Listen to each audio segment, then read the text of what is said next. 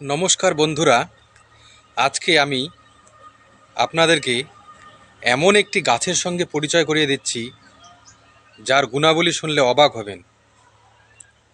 চলুন তাহলে কথা না বাড়িয়ে সেই গাছটির গুণাবলী সম্পর্কে আপনাদের বিস্তৃতভাবে বলি। ছবিতে আপনারা সেলোসিয়া গাছটিকে দেখতে পাচ্ছেন। এই যে সুন্দর ফুল এবং পাতা, এই সুন্দর ফুলের জন্য গাছটি বিখ্যাত।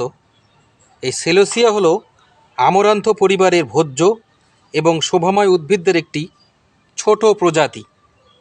এই গাছটি পূর্ব আফ্রিকার উচ্চভূমিতে সুপরিচিত এবং তাদের সোয়াহিলি নামে এম ফাঙ্গুয়ের অধীনে ব্যবহৃত হয়।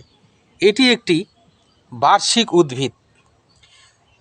সেলোসিয়া ক্রিস্টালিন মাথা ব্যথা, ঘা, আলসার, চোখের প্রদাহ, ত্বকের বিস্ফোরণ, বেদনাদায়ক মাসিক এবং কার্পাল টানেল সিনড্রোমের চিকিৎসার জন্য ঐতিহ্যগত ওষুধে ব্যবহৃত হয়।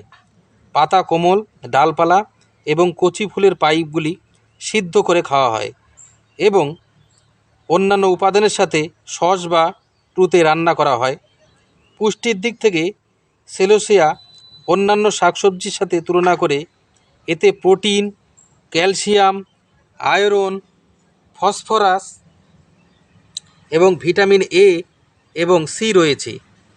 এর খুব কম প্রশংসকই জানেন যে এটি ভোজ্য। পাতাগুলি মধ্য পশ্চিম আফ্রিকার একটি ঐতিহ্যবাহী সবজি। সকলে পালং শাক যেভাবে খান সালাদে, তাজা বা সাইড ডিশ হিসেবে স্টিম করে, আপনি এইভাবেও এই সেলোসিয়াকে খেতে পারেন। অনেকে প্রশ্ন করেন, এই গাছটি কি বিষাক্ত? না, এটি কোনো বিষাক্ত নয়।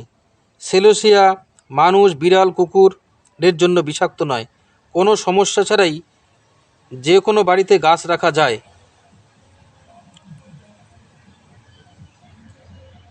শেষে বলি, যাদের প্রচণ্ড মাসিকের ব্যথা তারা সকাল এবং রাত্রিবেলা 2 চামচ করে এর পাতা রস করে যদি খেতে পারেন তাহলে খুব দ্রুত এই মাসিকের ব্যথাগুলি চলে যাবে।